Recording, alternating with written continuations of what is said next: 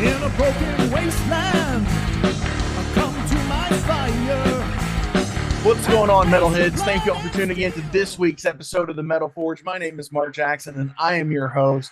This week is super fucking cool because, as you can see, we've got a full house already here in the Metal Forge. We have Katy Scary, Leona, Hayward? Yeah. And Jeff Taft from the band Owlbear here in the Metal Forge. How are you all doing today? You're doing good. Fantastic. Or I'm doing good, rather. Yeah, not everybody jump up at first. No. Yeah. I don't want to speak for everybody. I'm doing fine. I'm off of work. I've got This my is routine, like we're the good. second Monday of the week when we're recording this for a lot of people, and it's like actually given some recent posts, I think we all feel the same way. This is kind of like the same fucking day that has repeated itself for like a month now. It's January 20th all over again every fucking day. And it's like, what the fuck is going on now? So it's January 67th at this point. Like, right. counting, moving into the next month. Exactly. Exactly. And here we are. Heavy fucking metal brings us together because that is the law. Unless you're talking about Tower Hill, and that's the clause, the law. But how are you all doing? Good today. Like, Great, you know.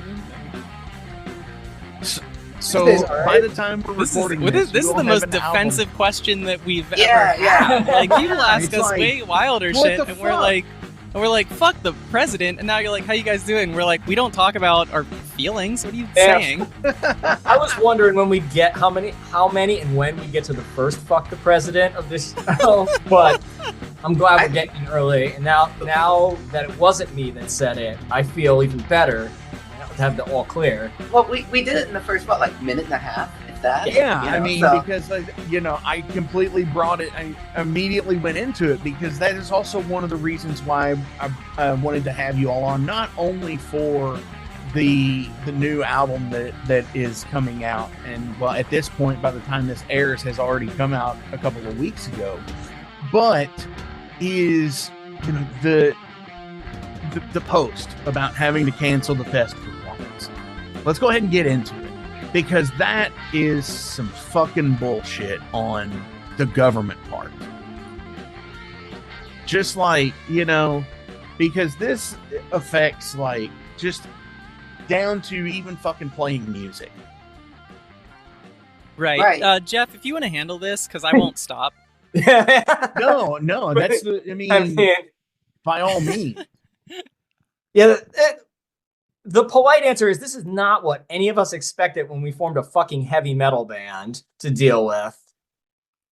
And, like, I worked in immigration previously, I'll say, and I've dealt with Customs and Border Patrol, and I don't want to deal with those fucking people. I don't want my bandmates to deal with those fucking people. I definitely don't want to deal with this incarnation of those fucking people. So Sure.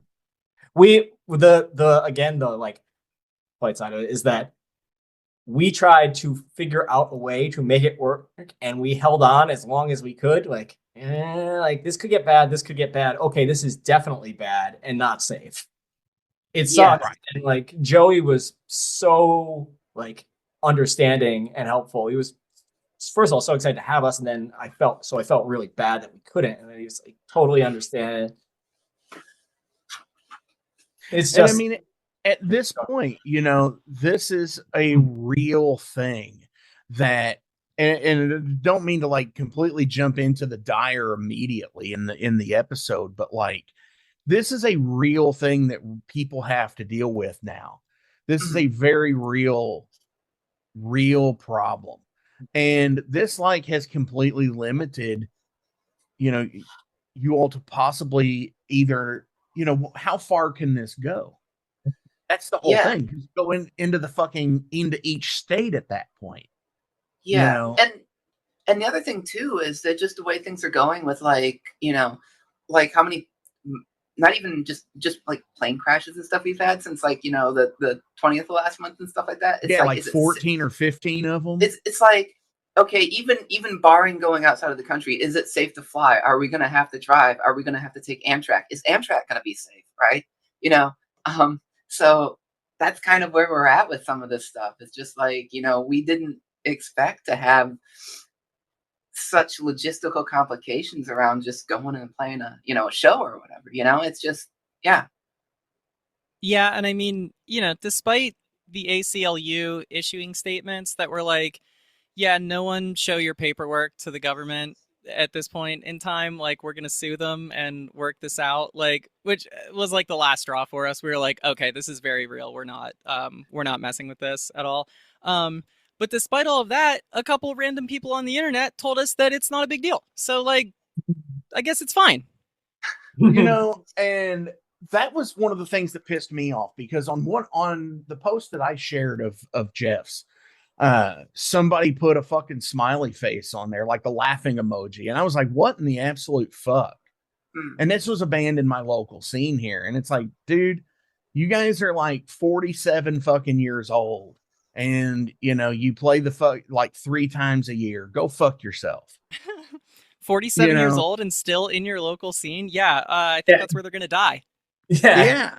I mean, and it's like have fucking compassion for fellow fucking musicians, especially when it's like fucking something that's out of control. Yeah. And even look at, like, not even just us, but look at, you've probably seen the thing with Iron Savior, right? I have not. Yeah. So they made some announcements saying that they're backing out of Prague Power USA this fall, because they basically don't know the state that the country is going to be in, and they're making comparisons to the fall of the Weimar Republic and stuff like that, which I think is a valid comparison. But like, yeah, they don't feel comfortable like coming here, and they don't want to. They're basically BDSing the United States, doing the best sanction from the United States, and not even just that from the political standpoint, but like, their argument was like, we see what's been happening in the last month and a half. We don't know what it's going to be like in September when we do the show, so sure. So yeah, it's like you wouldn't fucking go into a volatile fucking war zone, and I mean, I guess, but like, yeah, it's just, to me, the fucking it's almost like watching the collapse of, like, it's like watching your fucking favorite venues close down, almost, because it's like, over the last decade, I'm sure we've all went across and seen that stuff, that venues that we have loved to play at close down, and it's like, is this the great venue close down of the United States? Yeah, like, for real, like, are foreign bands gonna even I mean, they already hated it with the like visa prices and problems, and like, that's where I was going to bring up. to all get that in the stuff. country, and now the country itself is like horrible to them. Like, I wouldn't. Right. All that stuff's going to get more expensive and more complicated for them as a result of this as well. Again, going off my past experience working in this, and yeah, like, even regardless of like the social side of it, the financial side and the logistical side will get harder, and then bands will just not come. Sure. And I mean, it's already hard enough to get bands to be able to come over. And, one of the last cool tours that I got to see, well, aside from like seeing Tower Hill and stuff at Legions last year, was a few years back. Before that, there was Seven Sisters that had come over with Haunt and toured with them, but they didn't bring any gear, like, they played on Haunt's gear, so it's just like just them and their bags, they didn't even bring guitars. So it's like, yeah, it's already hard as it is, and now it's even fucking harder, and fuck that. You would think there's got to be a breaking point somewhere in the scene, like, that's what metal's always been about, right? Is like fucking standing up against adversary. Yeah, I mean, that's like why I was glad that Iron Savior actually said something. Like, relatively early into all of these problems, because it's like, when was somebody going to, like, what, like, exactly what you're saying. It's like, what would have to happen before everyone is like, yeah, this isn't normal and we don't want to put up with any of this shit. So, like, yeah, I mean, I was really glad that and especially that it was, just 4 white dudes doing it, because, like, then no one is like, oh, you guys are just complaining and, like, nothing's ever good enough and whatever else. It was just like, yeah, people that, like, are not, like, in the direct line of fire of any of this were like, hey, this is really bad, and, like, we all need to recognize that, like, this is really bad. No, for sure. It is. And, that's the awareness that I think that I've been trying to push on the last few episodes have been, stand the fuck up for against all this shit, because, I don't want to have fucking boot marks on my fucking back either. But, we have been talking some political shit here for a minute. Let's go ahead and jump into Feather and Claw. Tell everybody in the Metal Forge about the new album. Who wants to do it? Oh, wow. Well, y'all should Here, since do y'all I wrote need the to? songs. Okay, so Yeah, your D&D I theme. I can start it then. I mean, Yeah. Jeff started the last one. Leona assured everyone that we were doing fine. I can can I can roll the D20. Katie, you've sat with it the longest, so That's true. Yeah. That's very true. I can roll the D20 to see who goes first. I'll take the initiative on this one. Can you repeat the question now that I've done this long-winded intro? So the new album coming out at the end of February. Tell people about it. What's the shining moments of the album that you want to tell people about? Okay, yeah. So it's Owlbear's second album, and we put out our first album, Chaos to the Realm, in 2023. And it was the first album was, something that we were just doing, like, for the fun of it, really. Like, we were not like, we got to push all the PR, we got to make sure we record TikToks, we got to do all this stuff. We were just like, we are writing this fun little album with our friends, and I bet 20 of our friends will think it's cool, and then we will move on with our lives, and that will be it. So a lot of the music on album 1 was very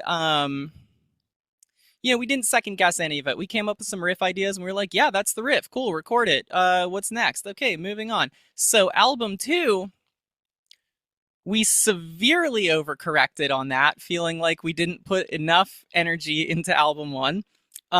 So for shining moments, I would say comparatively to album 1, the whole thing is like staring into the sun. Yeah, it's a lot more, not that it is a super technical album or anything. It's definitely not, like prog thrash or something. We're not playing like atheist riffs or something. But I mean, comparatively, it is definitely, I think, like the logical next step forward.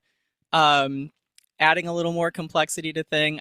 I think that the production value is definitely way more polished on it. We found out we were allowed to play fast. So we did that a ton. That was album 1. We were like, okay, we can't use too much double bass. We can't go too fast. Like, it's a traditional, like Iron Maiden wouldn't do that. They wouldn't be, playing 16th double kick drum on too many things here. So we sort of threw out some of those ideas for album 2. We were like, oh, people liked all this stuff. They liked the ideas that we had. And we were like, cool, we can like actually, what do I say? Like expound upon them and refine them and, see what would come next. So yeah, it's definitely not, it's within the same vein moving forward. It definitely doesn't feel like, the same Motorhead album again 4 times in a row, or, like AC/DC or whatever, where it's like, yeah, I like this band, but there sure is no differences in any of these albums. So wait a second. Hang on. 4 Motorhead albums in a row that sound the same? Are you about to pull out like your vinyl collection of Motorhead to be Yeah, like, don't talk shit on Lemmy? Because that would actually, be I fine. can't I do like it Motorhead. because I'm wearing the hockey sweater today. Yeah. I can't pull it up enough to show off the Motorhead tattoo on my arm Mm. and be like, Motorhead, motherfucker. No, Hey, So I no, would I like you? those totally get bands it. that I listed. I like Motorhead. I love AC/DC. That was a point of contention in this band earlier. But Yeah, but yeah, so that's all I'm saying for the expectation level. It feels like definitely like the next tier up on the pyramid. Sure. And I'm very much a a when I look at bands like again like Motorhead, AC/DC, um, Metallica, Iron Maiden, Judas Priest, and say you take like British Steel, Defenders of, and then Defenders of the Faith, Mhm. and the logical jump is not there, because it's like there's almost too much reinvention between those two albums. Yeah, So you've got to have, Screaming for Vengeance in there Right, to yeah. to No, that bridge makes that sense, yeah. gap. So no, totally for sure. That if it feels like the next step on the pyramid, I could already imagine what album 3 is going to start looking like. You You got know, a hint. You just want to drop them now. It'd be wonderful. No, I think just to add to what Katie said, we also had a like much better sense of what we thought worked for us and what like gelled this time,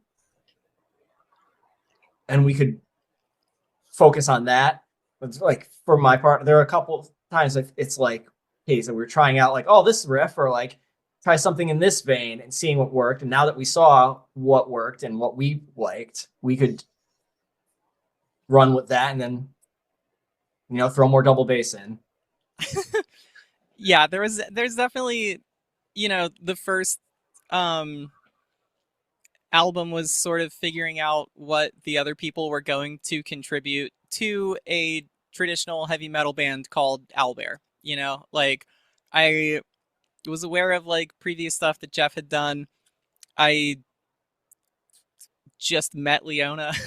Just like this band is how I became aware of Leona. So I wasn't too um well versed in her playing or what she might try to do. So the first album was definitely like all of us as individuals, just sort of stacking the things next to each other. And there's a lot more on this that I feel like the way that things were written for me to sing over, or leaving spaces for Leona to play something more intricate and have it actually come out in the arrangement and be heard. um I think that it's a lot more, and I don't think that the first album was bad or incoherent, but I definitely think that, yeah, as Jeff said, this one gels a lot better, all of us together. sure, It's a lot more solid. um the concepts are much more solidly put together. yeah, absolutely. yeah. And What it's Go ahead.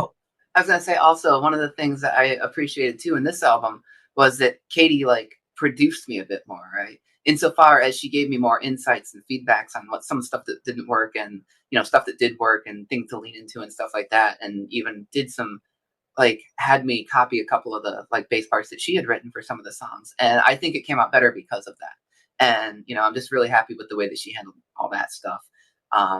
In like expanded the role that she took on that part as in I guess being a producer in that regard. So For sure. It sounds like, the actually having the germ of the idea and each person filling out the part. And then now the germ of the idea has taken root. And rather than each part is being taken by each individual person, you almost have the intertwining moment there of like the root system. Almost is what I would equate it to is, everybody is hands on with everybody else's part now. It's like, Yeah. you know, the bass could come up here, but you know, the guitar needs to soar here, you know, and that's Absolutely, yeah. awesome, you know, and I love having that capability with my bands, you know, especially like with Ice Owl. That's totally rad, because it's almost like unspoken language when you fire off and work with people that get the same idea. Oh yeah, absolutely. I mean, I remember it was the first single that we put out for Feather and Claw, as Arrows Hail, and I remember like writing it and sending the demo. And while I was writing it, I was like, okay, cool. I will like put some whole notes here, and like that'll be because I'm like the rest of the song is like so busy. I don't know what Leona would be doing for the rest of it, like other than following along with what the guitars are doing. And so I was like, yeah, I'll like put some spots that are like whole notes, you know, and she can like play some runs and notes and like actually pop out and really have something noticeable on this song. And I sent the demo and it didn't have any bass in it yet. And Leona was like, oh, I hear some gaps where I could like throw some things. And I was like, that's exactly what that's for. So yeah, I mean, after, you know, doing 10, 12, whatever songs it was, you know, with the cover EP that we also put together, it was like, it was just such a more clear understanding of what the other people were going for, rather than like, you know, album one, where essentially we had the entire album written and then we were like, okay, Leona, you can play bass on this. And so it was just like, none of it was written around what ideas she might have. Or I was definitely on the first album way more hands off with the stuff that Jeff wrote. But like we had said earlier, I mean, a lot of Jeff's stuff now, like he had sent it to me, and I got to do more of just like the producer role with it, of being like, oh, we could harmonize this, or like, oh, we'll add like a layer of whatever over here. Or, you know, he'd send me like the vocal melody ideas and I'd be like, cool, like I get how to like add you know, like backing vocal layers and things like that to it. So yeah, it definitely was way more of a group effort, a collective idea this time, definitely. Do you ever have the moment where you were given like the song and you were just like, shit, I got nothing? No, every time one of these two hands me an idea, I go, shit, this fucks, dude. I Yes. mean, I don't think I've really I mean, certainly not to the point where it's just like, oh, this idea in its essence is bad. Like, I don't think that has ever happened between any of us contributing to this. I think that really it's just like, at worst, it'll be like somebody sends an idea and it's like, okay, there's like some rough edges that we need to figure out here. Like that's too many notes, or like this vocal melody is not happening, or whatever else. But no, I mean, that's like added reason why I really like working in this band, because especially now, yeah, I mean, we'll send each other song ideas and we're all like, fuck yeah, dude, like that's what I would want to be playing. Like that's the song I would want on this album that I'm on. So yeah, I think it's been working extremely smoothly in that regard. Oh yeah. So what are we going for with the rest of 25? We're fighting for our fucking lives, dude. Yeah. Like, I may have said that we were good earlier on in the podcast, but that was a formality. No. Okay. So we are good right in this moment, in this day. Yeah. Yeah. Right. I'm thrilled right now. Yeah. I'm right. done working on the album. I'm having a great fucking week. I don't have to worry about Katie's anything on that vacation, essentially. Yeah, I handed off, you know, the final mixes, and there was a couple other loose ends to tie up, and then it was in Jeff's hands. So I've been having a great fucking time for a couple weeks now. Nice. Well, I mean, barring any existential crises that we're all going to be possibly going through, Right. um, are we going to look at possibly doing a few shows, tours, anything like that? I mean, Yeah, how for how does sure. that work for you all? We have we had everything announced? Can I say the two shows that we have? Yeah, everything's been announced. The two festivals are announced. That Yeah. So we got what was it? We got Stormbringer in Boston in June, and then we Sure. have Mile High in Colorado in August. So Hell yeah. and And kind of two separate ends of the earth there. Got one in Massachusetts, one in Colorado. well, Uh it's all east of me. So Yeah, Leona's in on the I'm West up, Coast, so yeah, I'm everything up here is in Seattle. So a bit of a distance. yeah, Now, I originally met Katie and Jeff at Legions of Metal last year. right. And of course, Leona, you did not get to go, No. um, because which sucked because you had there was the fill-in bass player and everything, Mm, but I completely, like, during that whole first night, yeah. it was completely like religious experience music for me. I remember texting my mom during Tower Hill set, and then like continuing on, just like, holy hell, the first night was so awesome.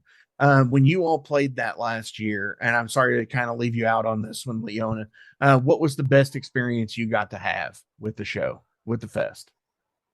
we never expect to play a show, so that was like Yeah, that was crazy. that. Like, That in period. itself was crazy. Bob, who runs these metal, is awesome. He really wanted us to do it, and he was so enthusiastic about it. We were like, "Yeah, let's go ahead and do it." So Yeah, he was really, real gung ho about it. Otherwise, I mean, yeah, we weren't like applying to play any events or anything like that. Like we were still just like, yeah, we'll see what happens. Because at that point in time, like when he booked us for it, it would have been like October or November or something. Like we just got here. Like we put out our first album in August 2023, and so yeah, it was like October 2023, and Bob's like, "You're coming to Chicago," and we were like, "I fucking guess." Like, yeah, what? What are you Now, talking about, dude? Now, was this ever the plan to play as a live band? Was it No. only No. supposed to be a recording project? There was no plan for it to be a band. There was yeah, no Yeah. plan. Like there So like I remember distinctly having like anxiety about this because like I did a bunch of like really stupid, crazy shit like on the album, and I'm like, I'm never gonna have to play this. It's fine, you know. And now we're like, oh, we're gonna do it. I'm like, oh god damn it.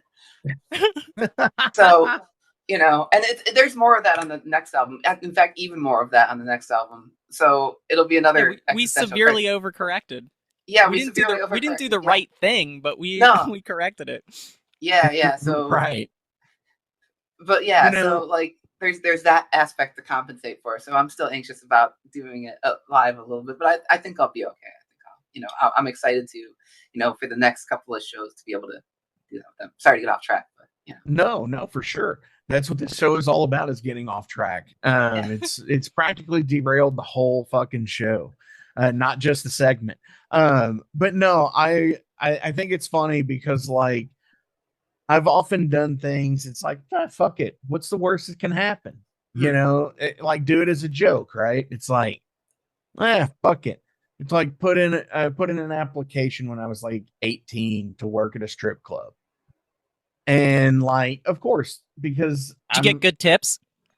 not, yeah, I wish. Actually, they would get mad if you found money on the floor, you were allowed to keep it if it was not anything 20 or larger. And I was just like, fuck you. I'm keeping anything I find, any money I find on the floor, I'll disinfect it. But anyway, I did it as a joke, and it backfired. And they were like, can you start today, kind of shit. It's kind of like the same thing where it's like, we're going to put out an album. not intentional to actually ever get together and play it. And somebody's like, "Hey, you guys want to fucking play this? Come yeah, on." now we're at the fucking strip club. Yeah, Yeah. now you're at the strip club. Well, I mean, I could have told the other story, but I mean, but that's just the more colorful one, I guess. I would imagine. But yeah, I mean, like very like legit. It was just like, oh, this would be fun. And then yeah, way more people than we expected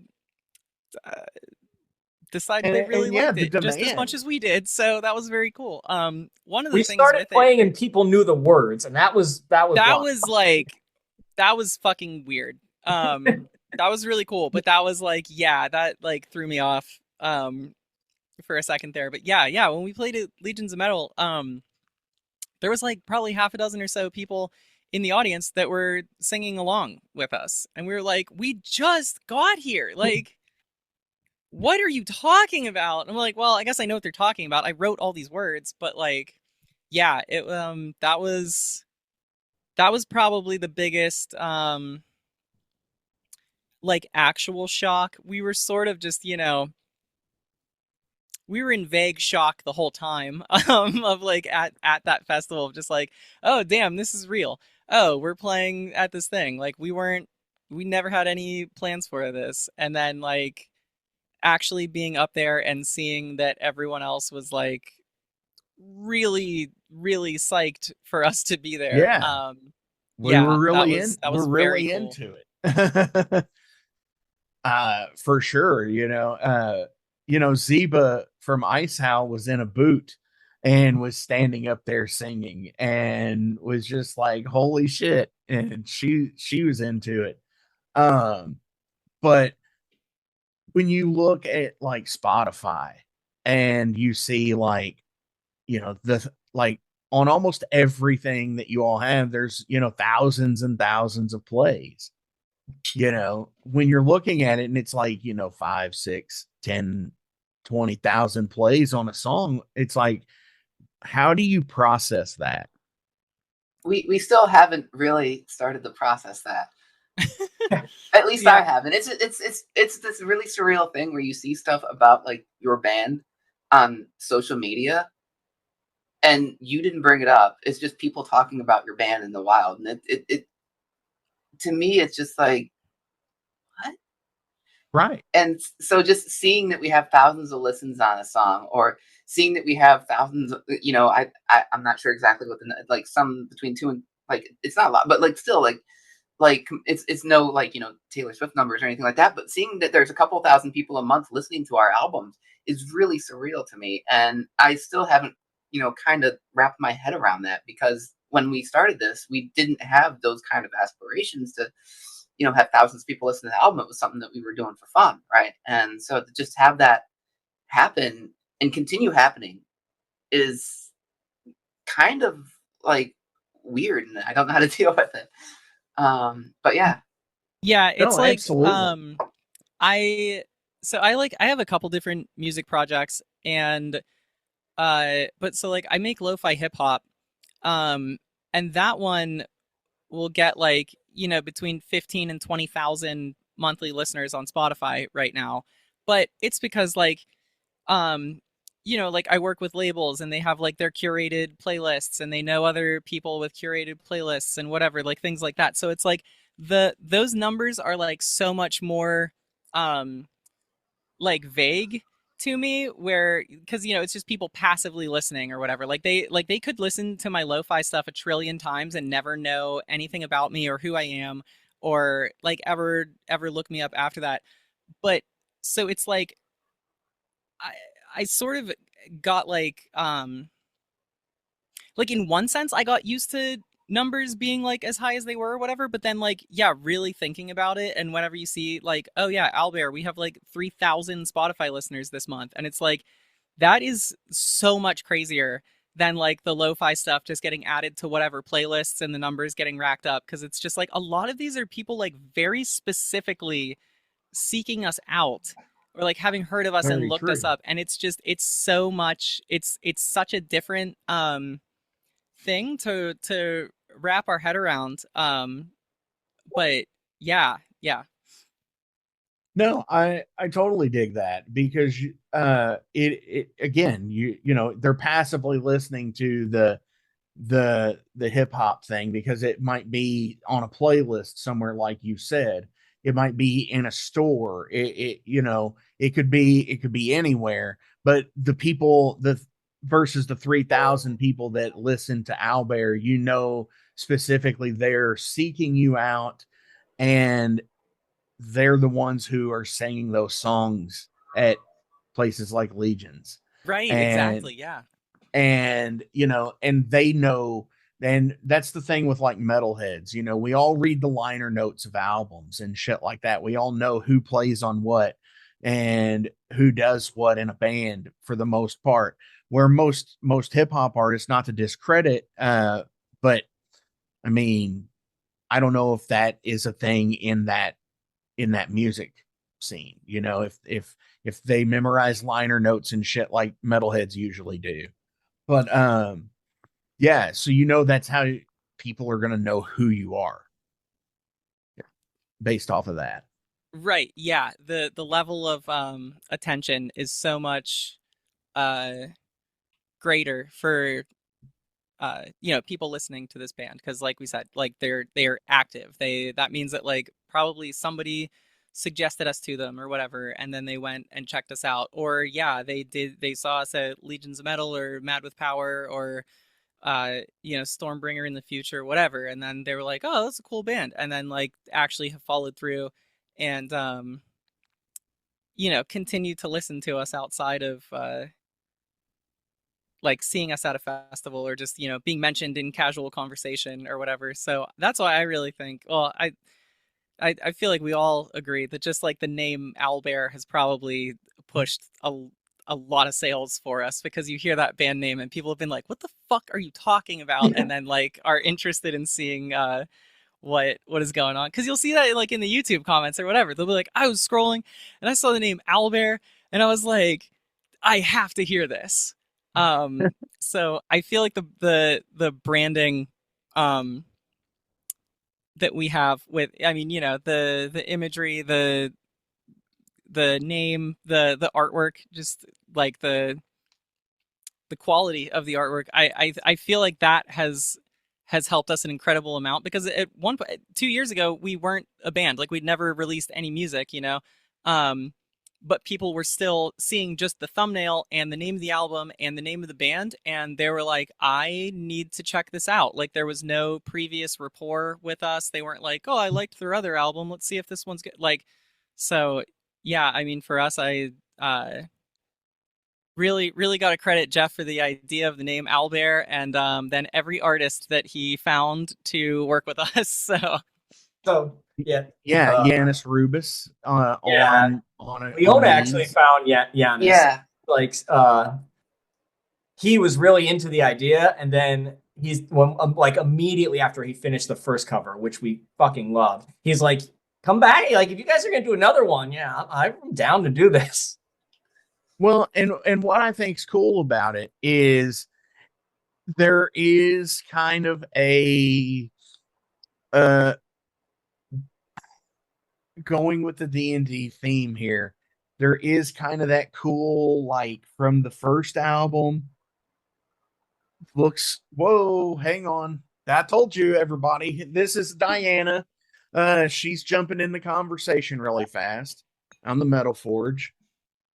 So hello, goodbye. That's gonna stay in the edit. So no, so what was totally cool is it has this like second edition D&D look to it on like the artwork style. And when you look at the new artwork, it has like this new like 5th edition look in like the book. Don't say those words around me. Oh, I was about to say, I know that that's a point of contention with Mr. Taft here. oh no. Yeah. There's a really good and easy explanation for all of that, and that's we had more money. Yeah. Nice. Like, Well, that's but I really mean, it. it's kind of a cool thing. Yeah.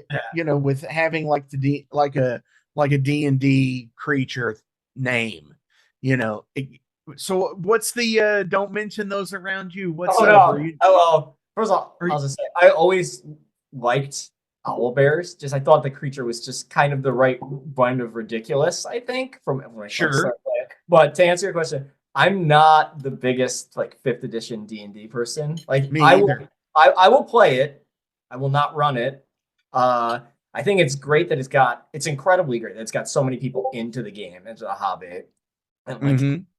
that I will never take that away, and I'm not gonna be like, but I've been playing role-playing games for probably 35 years now, and I have like different sets of preferences for how I want to play like high fantasy games, and there's a lot, and like I'm kind of a rules nerd at times, just by virtue of absorbing so many games, and they don't jive with me quite the way I do. It's Someone almost gave me gotten You're us not into a fights at the min-maxer, merch are you? table. No. We had a merch table encounter about this at Mad with Power. Someone Yeah, and said, "Which one of you is the one that doesn't like fifth edition?" and fought at me about it with me on Twitter. And Katie immediately goes, "Jeff," and just goes back to whatever. like that is not me. I like just did like the Homer Simpson back into the bushes. Yeah, he was like, which one of you two has a Twitter account? We were like, we both have a Twitter account. He's like, who was like arguing with about? And I was like, it was Jeff. I don't even need to hear what the subject matter was. Like, No, I've actually never played fifth edition. I played fourth and was immediately turned off. See, I like fourth a lot because I like the tactical side of it. Is real. I think the combat in fourth edition is really good, and I understand what there are other things about it that people don't like, and especially if you're like a really old school player and it's too like war gamey or like too rules heavy, and it's too different from what people who like grew up playing want any of the previous editions though. Yeah. I started in second. So second is just like Mm. it's the whole math thing. But I think they really hit their stride in 3.5, honestly. that was the one that I started with. And 3 was good, but there was so much brokenness in 3. That when they did 3.5, that's where they tried to cure a lot of the brokenness.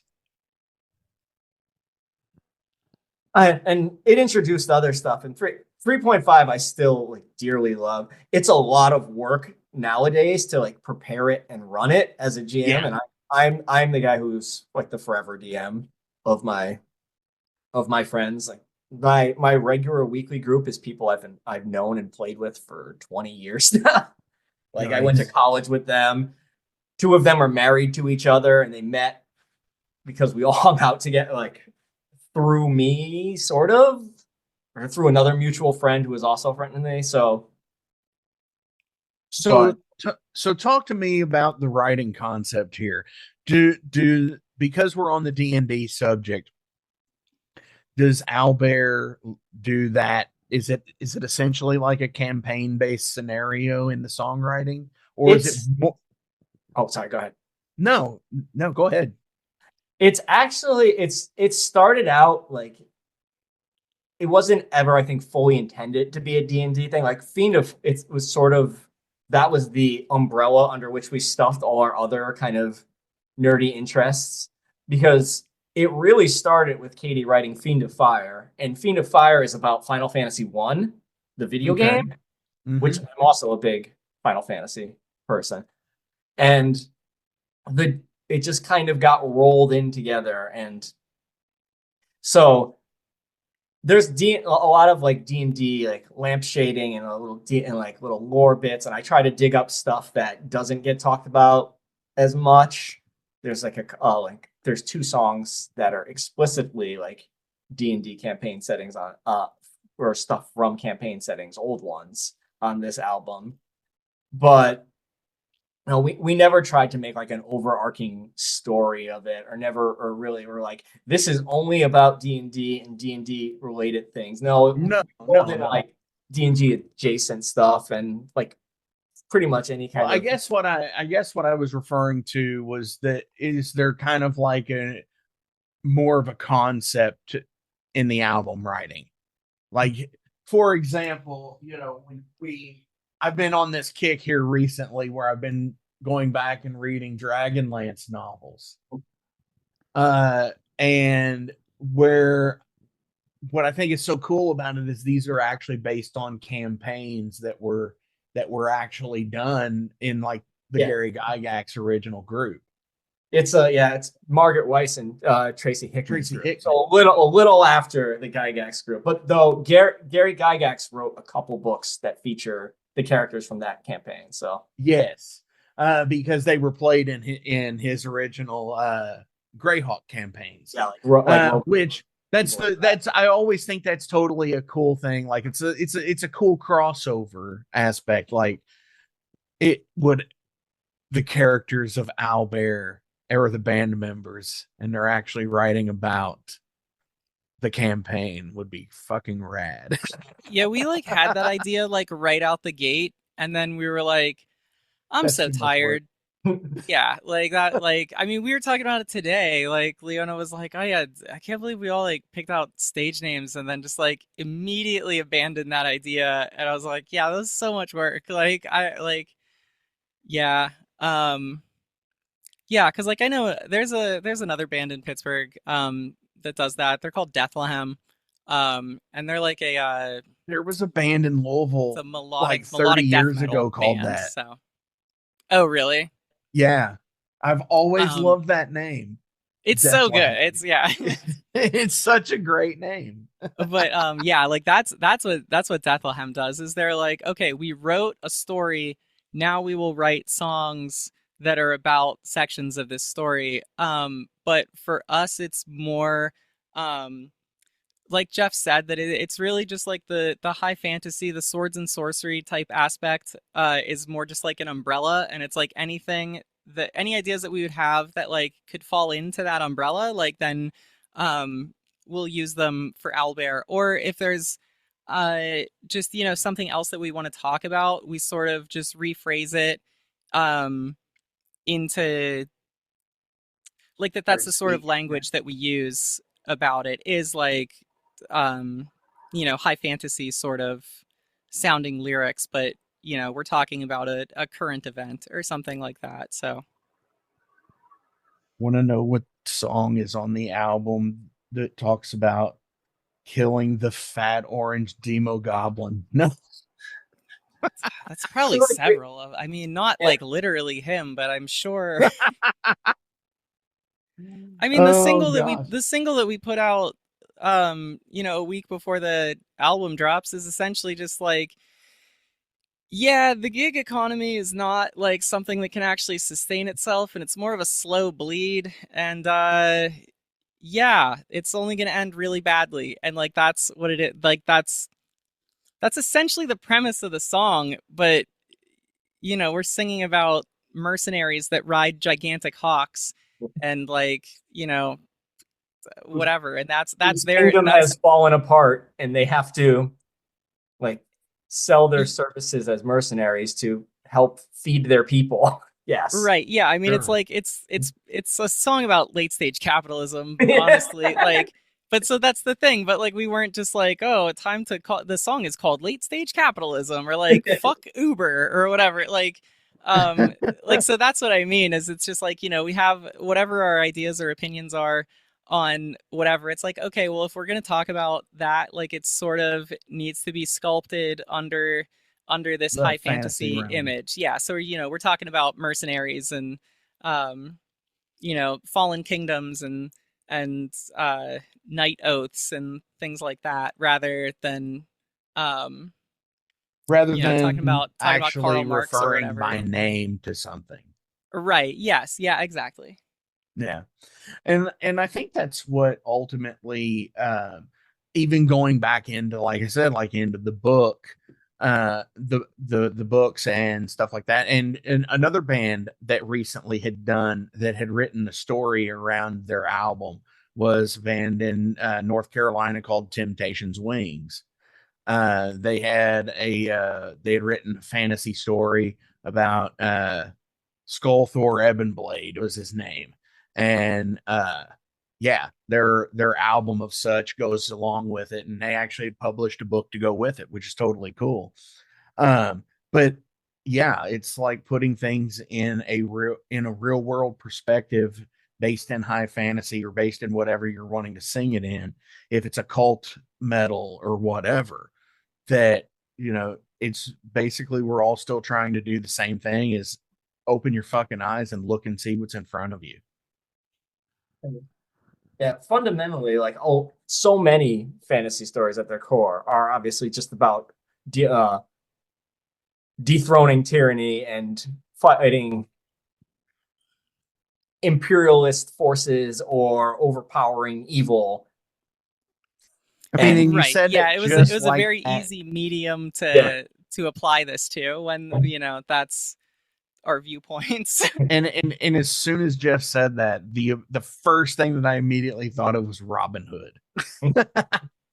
Like, it does the same thing, overthrowing the tyranny of evil, the fucking, the grand scheme of things. I mean, the anti-billionaire mindset of Robin Hood. Yeah. I mean, every Final Fantasy game nearly has some form of evil imperialist empire.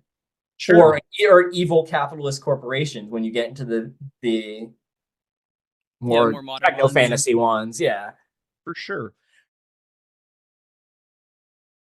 Hello, Wisconsin!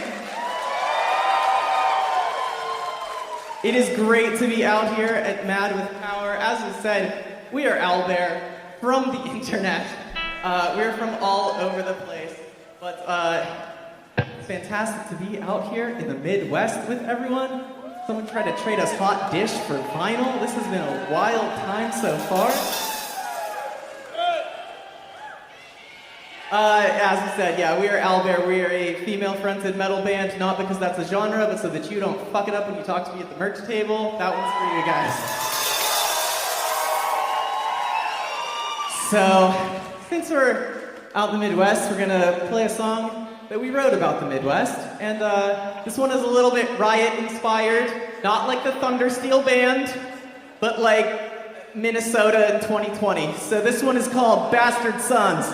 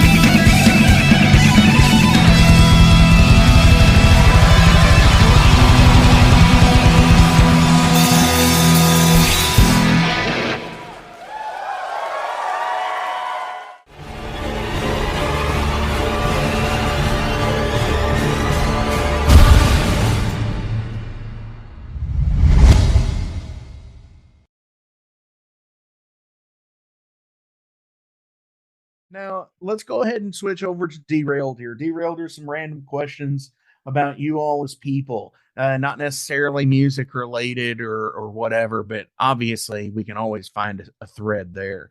Leona's gonna shine. This Yeah. is her. This is her moment. This I don't is, know what y'all are and- talking about. Talking about personal life. Let's go. Oh, I'm Yeah. the least interesting person. She's always Do you always doing this. do you think humans will ever be able to travel to another solar system? I mean, Not the ones that are alive right now. yeah, like as an eventuality, probably, but I'm hoping some of them that are out here do. yeah, that's different. It'd be nice to see certain, people get, their wish to have a Mars colony or whatever. Yeah. Not a big Raptor Command fan, are we? No, I'm not gonna order coffee like that. The sun by means of orbital cannon, yeah, like that.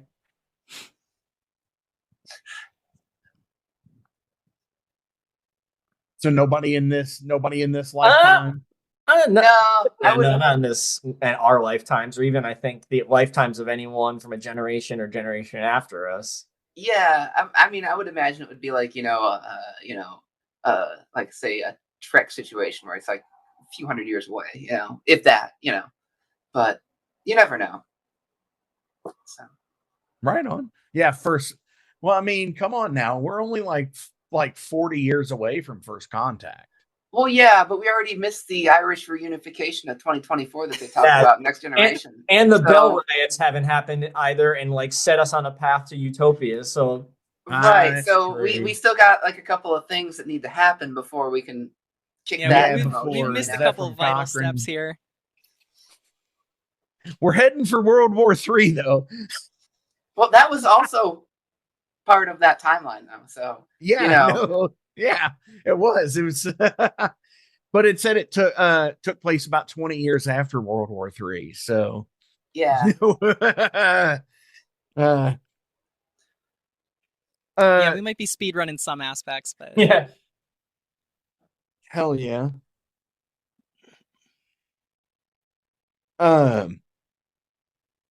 Do you have a pre-show habit or a ritual? I usually just stand in the back and practice. So, but is it a habit or a ritual? I'm like doing it's vocal warm-ups. Yeah, I usually just hide in the back and practice or watch whoever is before us.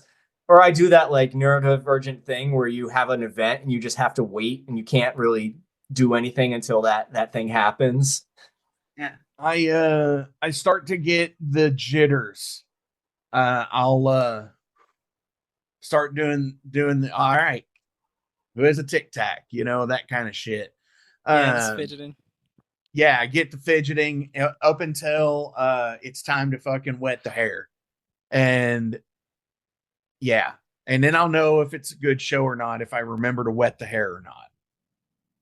Because it always, no doubt about it, fucking, if I don't, the first breath I take on stage, I suck in fucking hair and I'm done.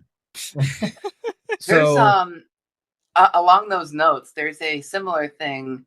I forget exactly which album he said this on, but on one of Henry Rollins' spoken word deals, he basically said, in the first 30 seconds if it's going to be a good show or not. And I figure if I can get past that first 30 seconds, then I'm home free. Yeah. So.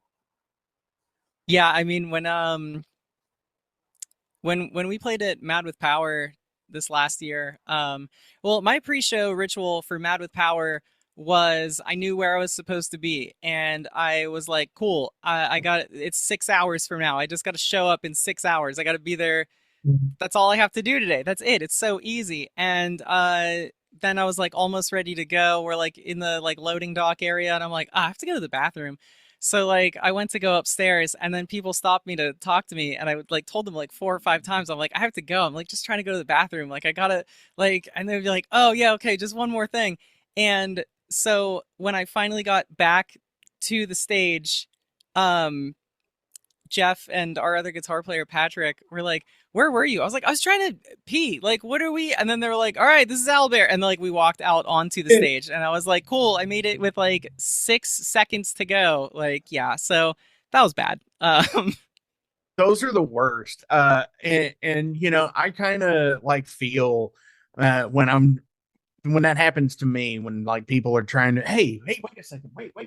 And I'm just like, I gotta fucking go. Leave me Yeah. the fuck alone for a second. It's like I have to be like, I'm not mad at you, but I have to run.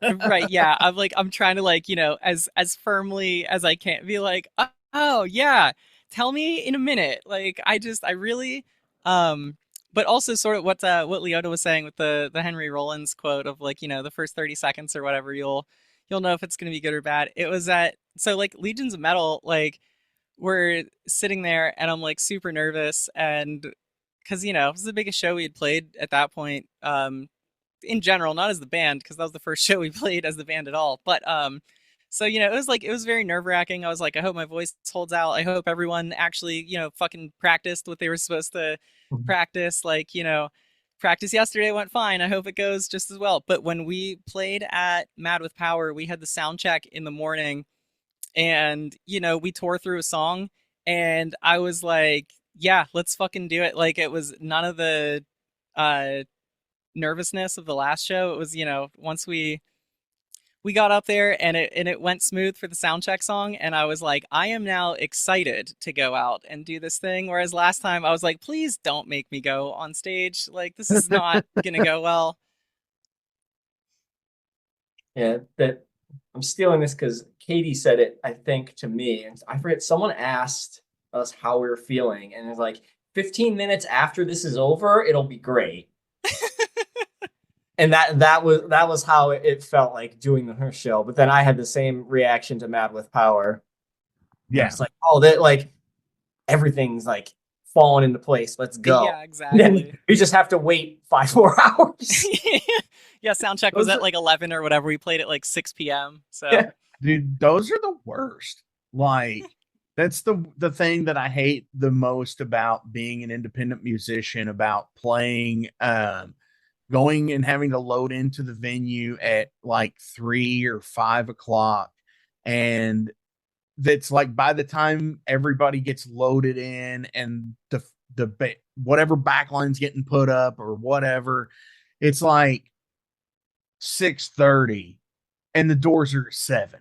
So it's like, fuck, you don't want to be that guy or that person and fucking just be like, so you got to stick around.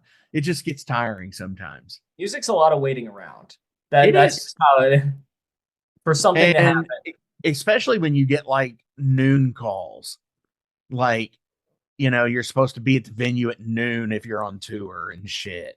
Yeah, when in January this year, I played at MagFest in Washington D.C. and I played with this band called Premium Vintage, and it was on the main stage there, and our sound check, it was the same day that we played. Our sound check was at 8:45 a.m.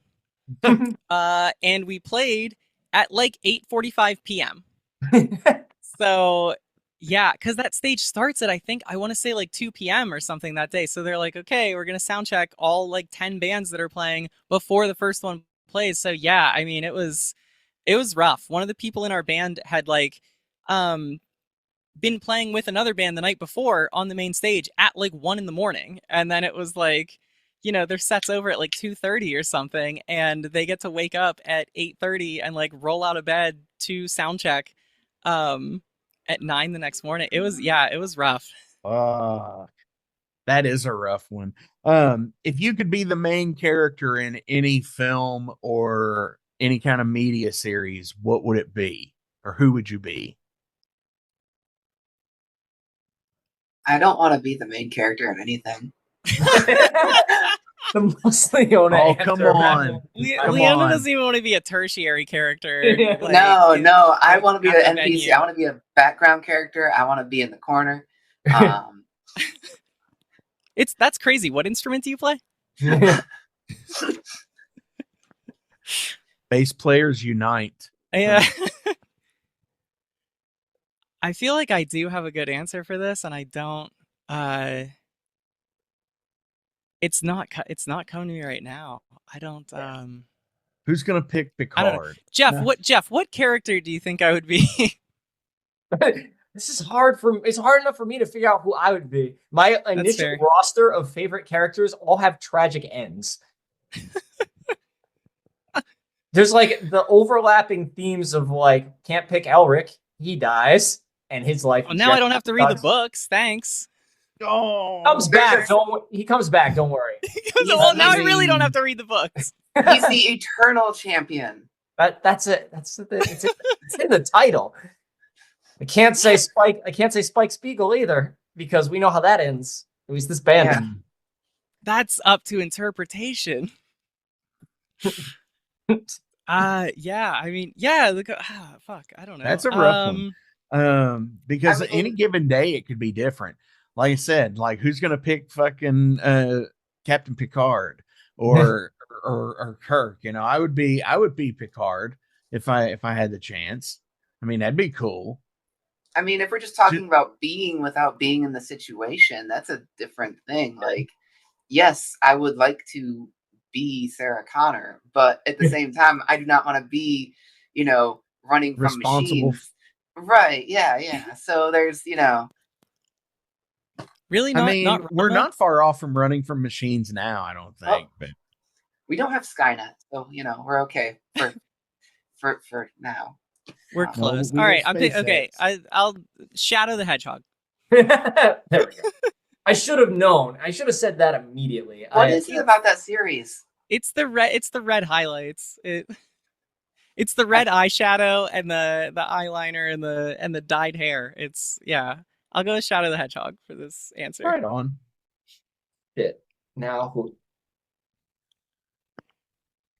where am I on this? So while Jeff, you're thinking about this, and Leona only wants to be a tertiary character in the corner somewhere. Yeah. What fandom or what property, I guess, like would you want to be a tertiary character in? Oh man, there's so many. I don't know. I mean, like I would say, like Next Generation era Trek would be the easiest one because it's like so utopian, right? Mm-hmm. So like maybe specifically like if I would gun to my head or something, Deep Space Nine, Right on. Hell yeah, I could dig that. Being on the space station. Yeah. Maybe not during the Dominion War arc so much. No. But I was about to say, maybe at the beginning of the series. Yeah, or just Next Generation in general, where it's all like, new locale every week or whatever. And all you have to worry about is like some, transporter accident or whatever, Right. Worry about getting split into like two different people. Cardassian invasion. Yeah, worry about having to have yourself split into a different person who stays on planet and becomes an entirely different entity that you have to reconcile with in, a couple of years or something like that, Yeah. And then you argue over a beard. Right. I know the Rikers. Did you ever come up with one, Jeff? All right. I don't know if it's going to be the best, but I'm taking a deep cut at Balthier from Final Fantasy 12 because I want to be a sky pirate. I just want to have a flying ship. That's kind of that's like how Hawk Rider started. I just want to write a song about cool flying mounts, and it became what it was. So yeah, nice. Sky pirates. That's way cooler than what my suggestion was going to be for you, Jeff, which was just every Ninja Turtle at once. Isn't that Metalhead though? The robot. Yeah. Oh, yeah. Wow. That would be Metalhead. I guess technically. Like I haven't accessed that I'm amazed that I knew what you were talking about because I probably haven't accessed that portion of like Ninja Turtles lore for 35 odd years. Dude, I totally come up at your day job. Well, I don't know. Okay, so like the nerdism really does hit hardcore here, and I don't know if you ever noticed, but like you can see two of them here, barely, but up here you can see He-Man and Skeletor, and I'm just like all nerded out. I have Masters of the Universe figures on the desk, and but yeah, I totally feel you on that. You know Well, yeah, the we all have our specific nerdisms like that. I got like I can feeling grab. the memory unlocked. It's like, wait a minute, isn't his name Metalhead? I was like, well, yeah, that makes sense. It's right on brand. The branding is flawless in this band. Yeah, I mean, we all have our deep dive moments. I mean, I have an Evangelion calendar that Leona bought me. So Oh, it got there. yeah, I did. I forgot to tell you. Okay, I was wondering about that. I'm so slow to the punch at things. Like, No, yeah, no, I I'm was just just like, concerned oh, that nice. I was just concerned that But it it, would have right, got there before you had to, change the first page or something, right, yeah. No, still, I gotta decide on 100% the location for it because my first obvious move would be right next to like my Nerve logo LED, but I'm like, there's not Right. really a spot for it, so I'm just like, okay, I gotta figure out where I'm actually putting this thing. So the next question that got brought up, and I read a digital deck of cards when I do these, Mhm. and I can't help but to actually ask it, given today's fucking climate, is will a professional gamer ever be a profession? Uh, and I think we know there definitely is a professional gamer out there who fucking definitely has the profession of president right now. Uh, Well, I mean, I can pay a Chinese gold farmer to level my Diablo character too. That goes back to 1990, what's eight? Like, yeah, so not a new one from the playbook there. no, definitely not. But no. So let's go ahead and skip that question because fuck that guy too. Uh, Ah, Jeff's not gonna uh, get to talk about my video game speedrun Yeah, records. we oh, can't reveal Katie's secret world record speed running. Yeah, My really? like I can't be introduced as Katy Scary, vocalist and F-Zero enthusiast. that's for my Wow. like fourth best time Um, two maps in a tactical RPG no one has ever played because it um, doesn't exist in English. but yeah, no, I mean that was the thing I did for. I mean, honestly, I want to get back into it now that I don't have the album to work on. But I would stream on Twitch and I would do some video game speedruns, and I was doing F-Zero for a while. And yeah, I mean, I was in for uh specific categories of it. Yeah, I was in like the top 5 or whatever, like best period at it. And I did some I did Metroid. That one was way more competitive because there was like, the leaderboard was like 500 people long. I think the F-Zero one was only like 30 people long, but Sure. yeah, Metroid I cracked top 100 fastest at it, and I was like, I think that's about where it's going to stay. I'm going to go do something else with my life now. Yeah. I watch videos on YouTube, and it's just I couldn't do it. I takes a lot of practice to be able there's to some. speed run. It's a whole new level of, yeah, it basically, like with the Metroid one, it got to a point where I was like, no, I would have to understand like so much more about this game, like not just where to go and like memorizing that quickly, but I'm like, I would need to understand like so many more game mechanics and like Mm-hmm. practice the And timing of specific moves and whatever. And I was like, I think it's because the world record for it, I think, is like an hour 10 minutes or like an hour 12 minutes. It's something around there. And my uh time whenever I quit was like an hour 29 minutes. So it's like in real life, that's not a crazy, amount of time difference, like 17 minutes. But like to start shaving off seconds at that point was mm-hmm. like hours of work for 5 seconds. And I was like, that's not happening. I have to go to work. I have to actually like I have to do everything else. Well, and the other thing is like though the people that get those like insanely like where they're shaving off seconds and Right. milliseconds and shit. It's like almost like glitch manipulation. Yeah, some In of it. I mean, those are the ones I don't like because it's just, I mean, yeah, it's like, oh, hit this door like 4 times and then you skip ahead 3 hours in the game. And I'm like, well, that's not being super good at the game. That's just like, that's being super good at like, I mean, some of those glitches are difficult, but yeah, what do I want to say? I focused on the ones that were just like, no, it's not like, you're just no clipping through the fucking floor and skipping to the final boss or whatever. It was just like you just have to be like exceedingly excruciatingly good um at the game. Yeah, absolutely. Um, if you were, what would you leave in a time capsule to be discovered in 50 years? I mean, I think that's what we're doing. This- Yeah, a couple of heavy metal albums. Yeah, I guess so. Hell yes. I Some get it. sick owlbear paintings, I guess. Yeah. Yeah, right. Just no context Owlbear paintings. Yeah, Just there's no- without the albums. Just that background right there. You know, with the just- OBS logo. yeah. Dude, like, could you all imagine like sitting there and like fucking war rummaged fucking earth? Fucking, it's like how we found like cave wall paintings and shit like that. Somebody's gonna find this fucking thing that's been drawn, and it's gonna be this owlbear, and it's gonna be history at this point. It's gonna be like, what happened in this era? They had these giant things that were called owlbears, and they would come out and they'd have to, it'd be like, fuck.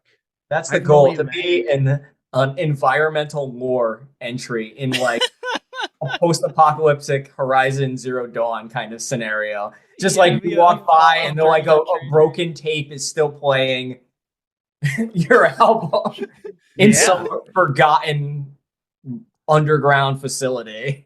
I mean, think about it. It's like, think of 2112. I mean, Discovery. It's where they found the guitar and they tuned it up and learned how to play it. And I mean, it could happen. It could totally happen. But I have one more question. But before we get into it, as always, links, they're listed below. So please give like, share, and a follow. Go do all the things and all the stuff. Go buy merch. Go see them when they're playing shows. These festivals, Stormbringer and Mile High Fest this year. Hell yes. Awesome friends of the show, both of those. Do you all have anything else you would like to promote or any shout outs you would like to give today? I just had one word I wanted to say. Oh, go for it. Skullduggery. That's a great word. I'm saying. It's better than chicanery, even though chicanery is kind of in that vein and comes close. For sure. I always like palindrome. That was a good one. A friend asked me what my favorite palindrome was we were going to see a black metal band last week, and I had to think way too hard on this, but I decided it was kayak. So That's the one where it's the same backwards and forwards, right? yeah, Correct. Yes. Well, obviously, it's got to be Taco Cat. That's Solid. drop the ball. Race car. Sorry. In terms of plugging things, Katie, you want to plug your music, and then we can plug the guests on the albums thing. That's true. Yeah, we should probably talk Yeah. about who's actually on the thing. Yeah, for us, I mean, like we said, we're on Spotify, we're on Bandcamp. There's physical copies of the music, there's t-shirts, merch. We do some other kinds of merch along the path of the getting to the album release. We've done custom dice, we've done wooden laser etched dice trays, stickers, so there's always new stuff popping up. We're always figuring out what kind of stuff the D&D folk that would be listening to Owlbear might be interested. We had laser etched coasters at some point, but so definitely follow us on Bandcamp, Spotify. We're on Facebook. We're on Instagram now. I was trying to think. It used to be they'd be like, "Where can we find you?" And I was like, "Nowhere. Who cares?" Yeah. But yeah, Facebook, Spotify, Bandcamp, Instagram. Yeah, those are and then I do other music. If you just search Katy Scary, I have like a solo project, like I said. Well, I mean, if you search Katy Scary, everything that I'm on will come up because I just have it kind of set up that way. So yeah, I mean, if you know, want some chill ambient music, I do lo-fi hip hop, like I said. I have another metal band called Claymore. Um, Oh, did we get to plug all yeah, the bands we're in? oh my God, yeah, I forgot. Leona's gonna be here for a whole nother podcast. Yeah, I But can yeah, keep I it think short, that's but you finish first. yeah. How about the maybe just your active bands? Yeah, yeah. wi- but Right. Um, yeah, Give me I a think second here. that's I it want on to my play end of I stuff. want I'm to gonna play say. the game here. are you gonna go? I'm gonna go to the metal archives and I'm gonna Yeah, see what all it lists. We've made there's it a goal to make Leona's Metal Archives entry as page songs possible. as we can get. Yeah. All right. Who do we have? All right, quiz me. I can tell you about them. Just a car. Just a Car. That's a project that Jeff is also in. Yes. That is a project that we are doing with Jordan from Valeria, and we're doing it with Alicia from Judicator, and we also have Josh from Transgressive, and it's like Star Wars themed, extended universe Star Wars themed power metal. Hell yeah. We need to totally have you on for that. Yeah, sure.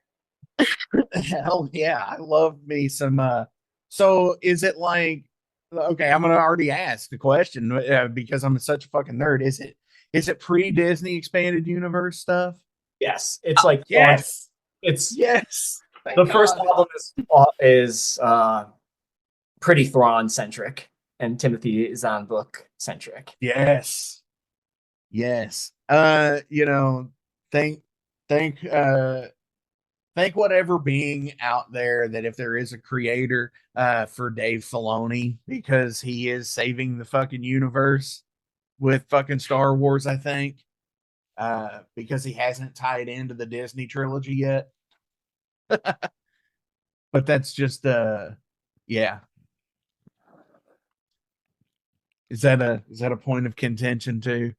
Are we I mean, I mean, like certain post expanding unit. I think Andor is probably some of the most incredible TV that has ever been done. And I can't believe they got to make a show that overtly political on fucking Disney. But I mean, a lot of it others is hit. Did you see how they're going to release season 2? I think that post just came out like today, didn't it? It all staggered. Yeah, it's actually like a block of like 3 episodes, and then it's like 2 weeks later 3 episodes, and then it's like 2 weeks later 3 episodes or something. Oh man! Before you know it, they're going to be doing the Attack on Titan thing. Oh god. The final season, part 3 or whatever, you know. Well, this is actually supposed to tie directly into Rogue One. Yeah, it's going to end. That's always, I think, been the intention that it's going to end directly in the Rogue One. Oh, okay. Yeah. So, so my final question of the day is. Answer the second. We didn't even do Leona's 3 other bands. Oh yes, we didn't do that, did we? Who else? Miasma Theory. Miasma Theory. That's a band with also the guitar player from Northern Crown, who should still be on there as well. My friend Zach Brandel. Yeah. And those are basically doom metal projects. So I play fast in some bands, I play slow in other bands. So hell yeah. I'm seeing Rope on here. Rope is the band in Seattle that I play with. It's got my friends Anna and Margaret on guitar and then drums, and our friend Matt from Solicitor on guitar as well. And it's kind of a more early 80s kind of like, you know, Christian Mistress type, old school heavy metal type vibe, you know? Yeah, very cool stuff, I think. Hell yeah. I'm looking at the logo right now. The logo's pretty cool, like stonery doom looking. Yeah. It's not very stonery or doom. It's actually like the biggest point like of comparison I can probably say would be like, again, Christian Mistress, because it's that like kind of like smoky early 80s kind of vibe or whatever, but it's not stonery, I guess, because like when you think of stoner, when I think of stoner, I think of things like like Electric Wizard and stuff, right? Sure. And so it's not that. It's definitely more that early '80s kind of like just heavy metal vibe, like It's fucking rock and roll. Yeah. There's a lot of rock and roll in it with maybe a little bit more diminished chords than you might find otherwise, but still very much in that vein. So, and then of course, Wraithstorm. Wraithstorm is a new incarnation of a band that Alicia from Judicator did, and also has Lux from Soulmass on vocals. And they originally did a Funeral Doom album a couple years back, and they wanted to come back as a melodic death metal band, and so they asked if I played bass for them. So that's we just did our first single that came out probably a week or two ago. So nice. Hell yeah. And I'm going to list one of the X bands on here because they've been on the Metal Forge before, and because I am such a huge Masters of the Universe fan, Skeletor. Yeah. I did a minute in Skeletor. We did a Star Trek EP while I was in the band. It was about the rise of Kalis. Yes. That was about the time I had them on, actually. Yeah. And so that was a fun one. But yeah, those were Is that, an interesting Blood Moon? Is that what that's called? There's a song called Blood Wine on there. It's probably what you're thinking of. Probably. Yeah. And interestingly, tying back to the plugs of other people that play on the album, Blood Empire. Blood Empire is the the Blood Empire is the EP. Blood Wine is the song, and then there's what is it? I'm blanking on the other, like Deeds of Honor, Good Day to Die, and the First Empire. Yeah, First Empire was because that was almost going to have the title of the EP, and I couldn't remember if it was a different title or whatnot because I didn't sing the lyrics. Yeah, so I don't remember. And I loved it because it was done up like the Konami games back in the day. Yeah. Like the Simon's Quest and and that shit was like that. They even did a lyric video that was very old school as well. And but yeah, that was cool. And that was a fun release to do. The friends of mine that I was talking about earlier in Temptation's Wings, they're actually doing a song about Gowron. Nice. So yeah, cool stuff. And to tie it back, like I was going to say, with the people that played in the album. So my friend Rob Steinway from that band is actually doing a guest guitar solo on the single that just dropped. So it was the Hawk Rider single. He plays the Wheatleys in there. So yeah, the middle song I hope to the Wheatley bits, reproduce live is Rob's. Yeah, and he just went ballistic on it. Yeah, it's some really great some shreds in there. I had never heard Rob play a solo before, and then that is what he came back with, and I was like, I didn't know. I was like, it's amazing. I don't know. It's got a bunch of stuff in it that I don't know, that I just like hearing in metal music. It's got the harpsichord sort of melodies in it, and then he harmonized all of them, and at least on my end, I couldn't have really asked for anything more out of him. So I was really pleased with how that all turned out.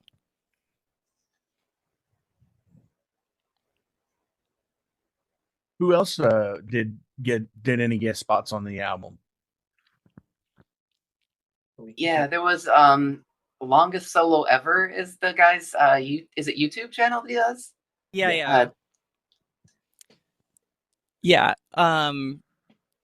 Longest Solo Ever. He is a YouTuber. He does it's called Nerdcore, which is honestly kind of just what we do. It's just people writing songs about nerd adjacent media that they like, and he blew the fuck up in the last couple years.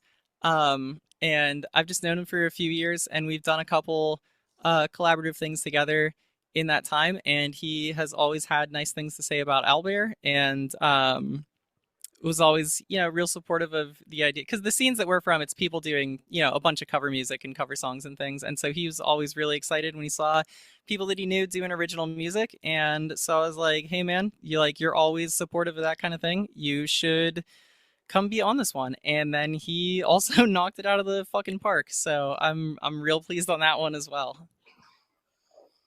And it was it Ian? Was the guy that did the solo? Ian Cowell, I think was. Was also from the VGM scene. Yeah, yeah.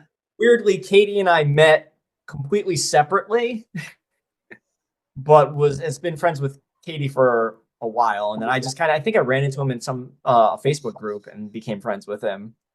And he didn't know that I knew Katie until like a year later. Yeah, he is very into all things dad rock.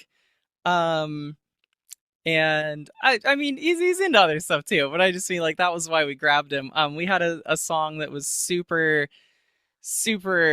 dad rock, 70s rock, AC/DC sort of thing, and we were like, we should just grab the guy that is already out there playing dad rock music. And then he's in an original band called Psychic Hit, and I think they have an album coming out this year. I don't think they've like released any singles or anything like with Ian on it. They had a couple albums before that, but yeah, we just wrote a dad rock song. We were like, let's go grab our dad rock friend. And because I mean, I don't know, that's kind of how this band started. We were like, let's just make some fun music with our friends. And that has thankfully been able to continue. And yeah, I mean, that one also goes be able to lift some other people up as well while we're doing it. So yeah. Yeah. That one also goes back to dunking on 47-year-old guys who play 3 shows a year at the same bar for 20 years. Yeah, the song that he's playing on is what I wrote about the local music scene. So because we all have those people. Right, yeah. Exactly. Unfortunately, yes, exactly. It's also funny that it's the dad rock song, but it also has like the lowest notes on the whole record, right? Yeah, it's like, technically tuned to drop C. Yeah, it's tuned to drop C, and then I played it on a 6-string bass tuned down a whole tone, so the lowest note during the breakdown is an A. Yeah. Yeah, I don't know how that one. I don't know how all those parts came together. I don't think we could have planned that intentionally. Yeah. Hell yeah. Anybody else to shout out? We got everyone. Oh, we should shout out Pat's bands.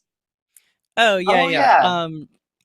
So whenever we play live, we have a live guitar player that he's alive. And a drummer that come with us on these. So our guitar player's name is Patrick Gunderson, and he has 2 different bands that he's in. The one is like a modern new metal band called H1Z1. And then he has a group that does metal covers of video game songs called Gunderslam, and that's actually where I met him from, also doing metal covers of video game songs. And that's where I met Ian, that's on the album. So, but yeah, so that's Patrick with Gunderslam and H1Z1. So if anyone has seen us play live, that was Patrick playing guitar with us. And then our live drummer Rocky is also in Gunderslam, and I don't think he has a project that he's like the main that's like his brainchild. He's just, there's only so many drummers in the world, so Rocky is involved with a lot of stuff with a lot of people. He plays with one of Ian's bands even whenever they play conventions and stuff. So Rocky is all over the place. He plays a lot of different genres. He's a really talented and hardworking dude. So I'm always glad whenever he's able to make the show with us, Hell yeah. Absolutely. Shout outs, because that's what matters, giving the shout outs to everybody. My final question of the day is, what legacy do you want to leave behind with Owlbear?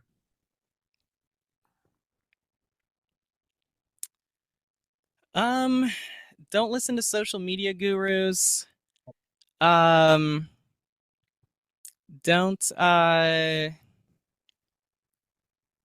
what do I want to say? Don't round off the edges of yourself. I mean, this started with us saying fuck the president and our posts that said fuck the president. And, every other musician you've ever run into is like, oh, don't say anything political. You could lose $5 in Bandcamp sales over the next 3 years because that's all that they make. But yeah, I mean, I think that like more importantly than the riffs or the music that we're doing is really how we're doing it, and really just the messages that we get to put out there from achieving a larger audience. Yeah, I just wanted to say I made some cool stuff with my friends. Like that was the original intention of this band, and that's right. Yeah. You know what's going. Yeah. Like I can't imagine this band with not these 3 people in it. Like I can't imagine cycling any one of us out. It would be a completely different. It would have to just be a completely different band. Yeah.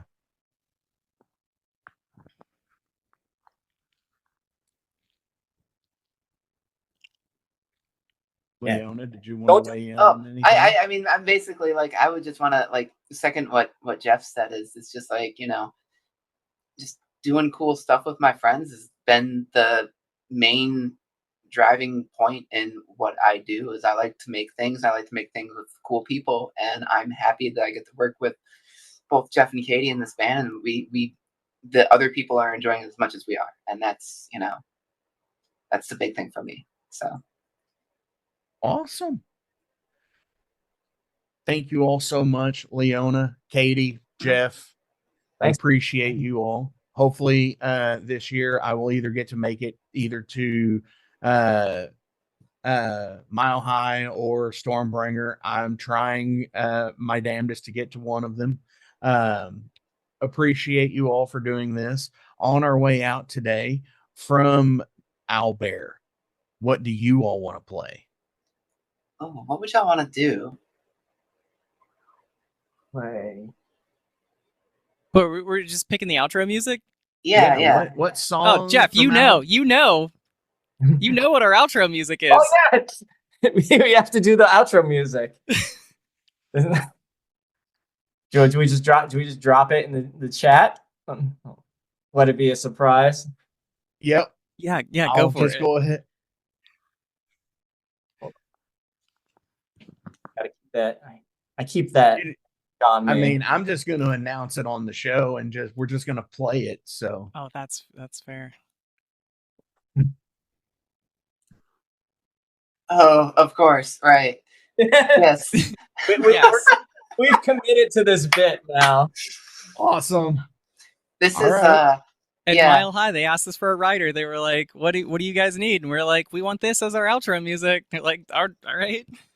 Yeah, there was like, we have 2 requests. We have a specific intro song and a specific outro song that we'll play before and after we get on the stage. And this is the latter of the 2. Yeah, this is our outro theme. Oh my gosh. I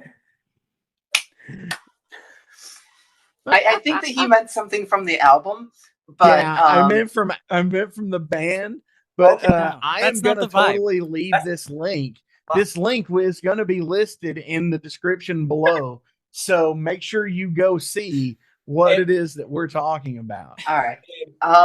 So if we're talking about songs on the album there from our outro, what's one of the ones that we haven't dropped? Yeah, would it be like Altar? We do, yeah. Let's see that. But yeah, let's do Altar of Earth. It started with a Final Fantasy song, so we should follow. Yeah, might as well wrap it up with a Final Fantasy song. Hell yeah. Awesome. Thank you all. Thank you so much. Thank you, Mark. Let me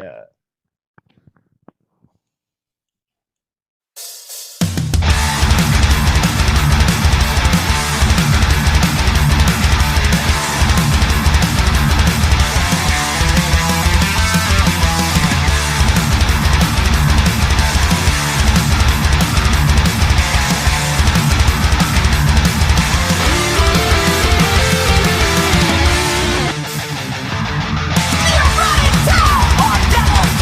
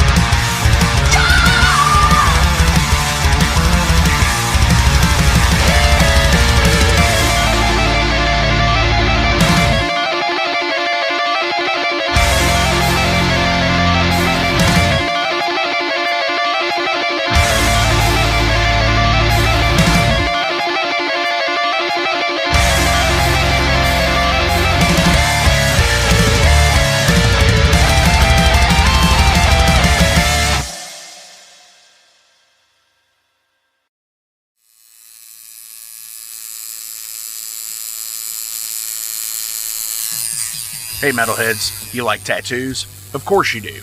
If you're in the Louisville, Kentucky area, come on over the bridge to Clarksville, Indiana, and get you some ink done at Ageless Art. If ink isn't your thing, they have a piercing studio as well.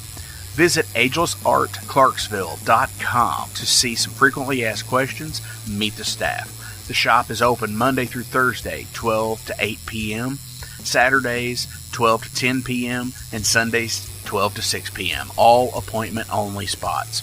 You can set up your appointments by phone at 812-283-1793 or email agelessarttatooandpiercing@gmail.com and someone will get you set up for your first or your next tattoo or piercing.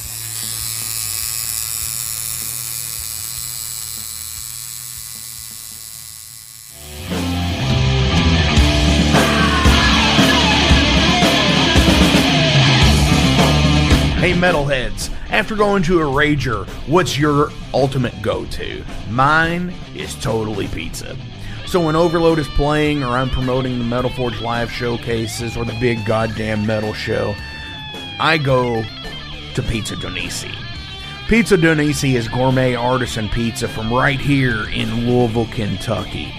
It features things like the pizza of the month, the sandwiches, and also vegetarian and vegan options, which is so totally fucking cool for all of it's awesome pizza. You definitely want to go.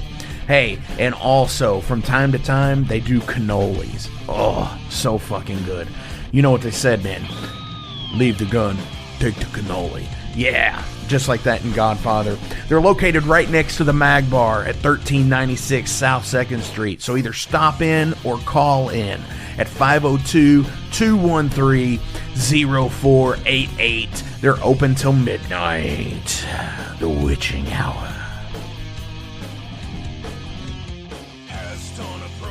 Heineken, fuck that shit! Pabst Blue Ribbon!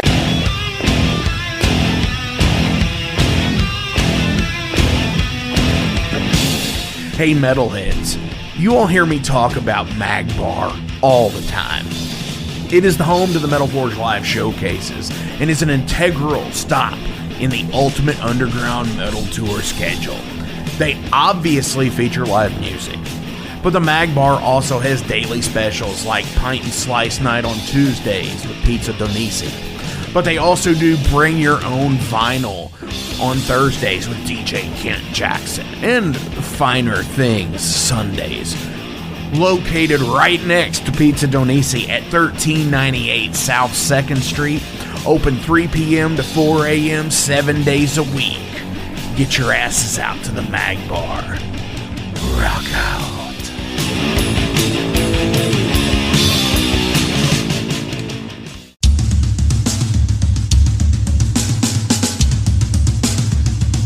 For 45 years in keeping Louisville weird, Electric Ladyland has been there for all your eccentricities. While they do offer the best smoking supplies out on the market today, there's a whole lot more to check out. From ashtrays and blacklight posters, to records, incense and burners, and items to stock your metaphysical supply. They're open from 10 to 10, 7 days a week. Located at 2325 Bardstown Road in Louisville, Kentucky, and at electricladyland420.com. Roll out.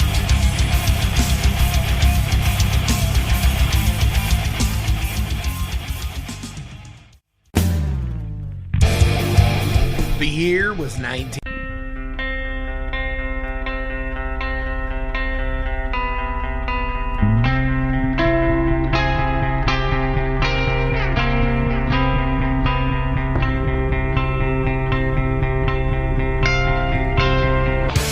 In 2017, one man's vision and passion for all things metal started out as a record store in his house. Years later, the fight against a mainstream empire continues as Shade Beast. An independent metal collective and online store based in Athens, Georgia, is the world's premier heavy metal brand for music heads that value authenticity over the mainstream acceptance. Featuring original t-shirts from some of the best underground artists, as well as stickers, posters from the Shade Beast Presents concert series. Unique, one-of-a-kind collectibles and small curated selection of vinyl and cassettes from the masters old and new. Visit shadebeast.com and enter promo code SithLord for free domestic shipping on your first order, whether you're a new customer or returning. And be sure to join the Shade Beast social groups on Facebook and the interwebs to keep up with the new release announcements and talk all things metal and Star Wars. You'll never find a more wretched hive of scum and filth.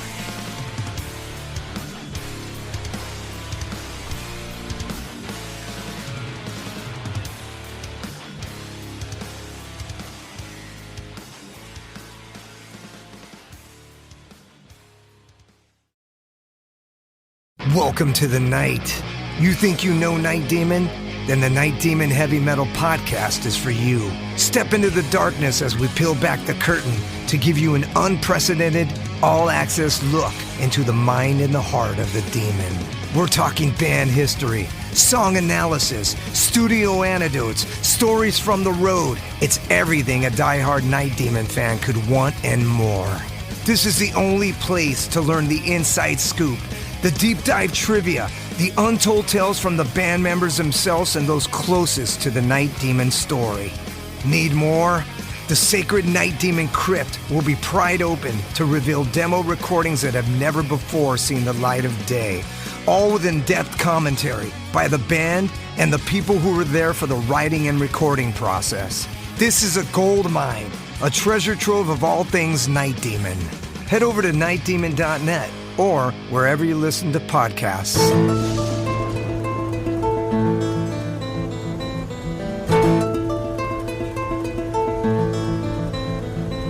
Since 2013, there has been a calling from the underground, from the graves of all those unholy, and they decided to make a zine to talk about all of this. Soul Grinder Zine! An independent metal zine to keep you informed on all things metal and horror from the underground. Available in both print and digital formats, they're bringing you the best interviews and reviews out there today. Not only do they do the zine, but they also do compilation CDs. Check them out at facebook.com/soulgrinder.zine and start your subscription now.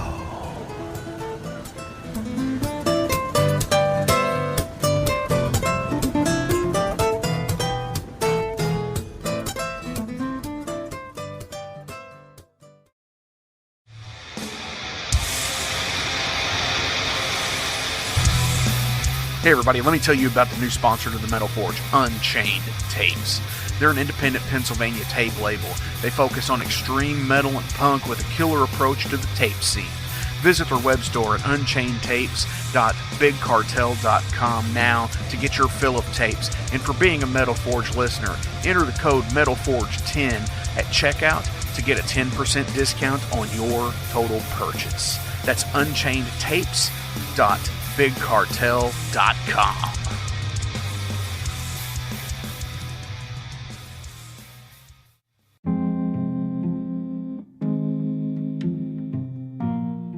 What's up, Metal Forge fans? This is Alan Bishop, the alchemist of Indiana's Black Forest and head distiller at Spirits of French Lick. Do you find yourself drawn to the unexplained, fascinated by the Fortean, or enchanted by the paranormal? If the things that go bump in the night resonate in your mind, then tune into my brand new podcast, If You Have Ghosts, You Have Everything. Featuring first-hand accounts, collected stories, interviews, history, and speculation related to all things not of this world. Available now on Anchor, Spotify, Google, Amazon, and more. Set back, relax, and remember, if you have ghosts, you have everything.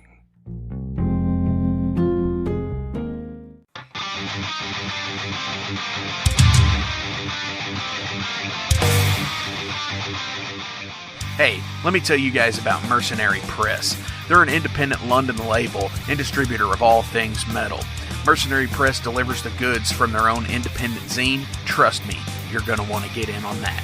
To distributing various bands from all over the world, including Cramp from Spain and Sadistic Force from Texas. Visit mercenarypress.bigcartel.com to find out what all they have in stock and what you can order. And for Metal Forge listeners, enter code METALFORGE10 to receive a discount on your total purchase at mercenarypress.bigcartel.com. Check it out now.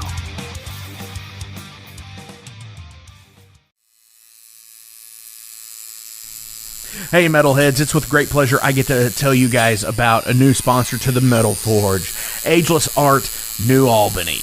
After 20 years of owning and operating Ageless Art in Clarksville, Indiana, Phil Garrett had a vision for a new type of tattoo studio. Something that is clean and modern, sleek, refined, inviting. And he's done just that with Ageless Art in New Albany. You can find it at 2736 Charlestown Road, New Albany, Indiana, 47150. Business hours are Monday through Saturday, 11 a.m. to 7 p.m. Sundays are 12 to 6. All sessions are appointment only, so give them a call and go get you some new ink. Or if it's your first time, go get your first one, baby.